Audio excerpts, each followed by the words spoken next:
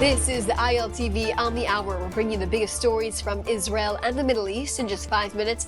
I'm Shosh Bedrosian, and today is day 678 of the war in Gaza.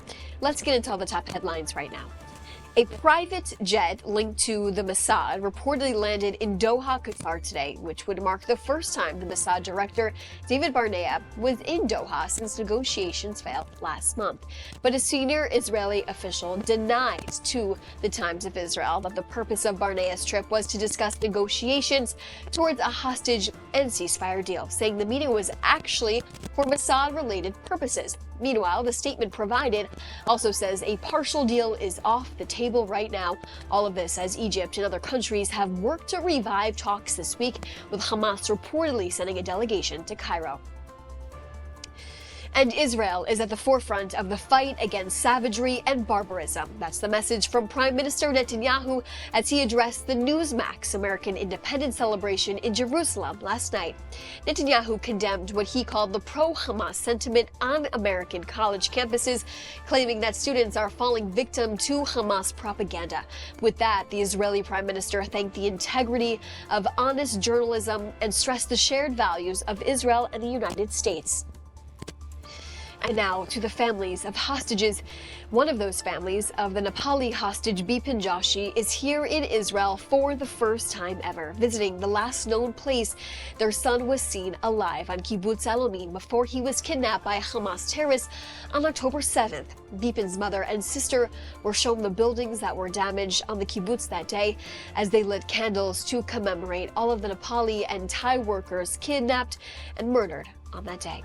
ILTV actually highlighted Joshi's story a few months ago, where a fellow student called him a hero after he saved lives when he caught live grenades that were being thrown into the bomb shelter that terrorists threw them inside. That's where they were taking cover on the morning of October 7th. Now, Joshi was selected with 16 other students from Nepal to study agriculture and work in the fields on Kibbutz Alomim. The program was designed to provide them with valuable knowledge for their future careers. Joshi's kidnapping has haunted the family for months, as there's been no sign of life from the 24-year-old whom only arrived in Israel for the first time just weeks before he was taken by Hamas terrorists. His only known sign of life was on the morning of October 7th. After he was kidnapped, surveillance video actually caught him being dragged into Gaza's Shifa hospital. Here's what his sister had to say. We don't know where he is, and is he getting food, is he getting medicine?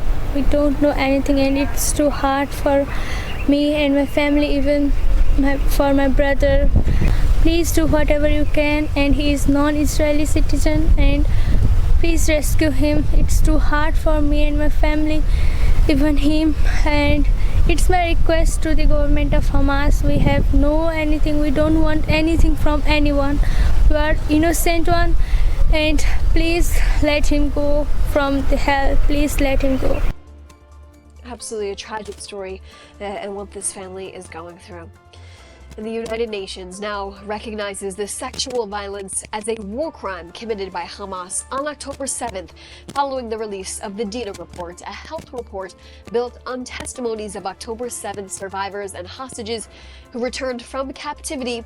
The UN Secretary General has added Hamas to the official UN blacklist after finding credible accusation that the terror group used sexual violence as a war tactic. Now, according to the report by Ynet, the United Nations will send out an updated blacklist, which now, for the first time, lists Hamas since October 23, including them for the first time. That is a wrap here on ILTV on the hour. Thanks so much for joining us as we continue to follow all of these headlines as they continue to come out. We're also following all of the updates happening from the Gaza Strip as the IDF plans on taking over Gaza City with a maximum out time of evacuations by early October. Thanks so much for joining us, and stay tuned for more.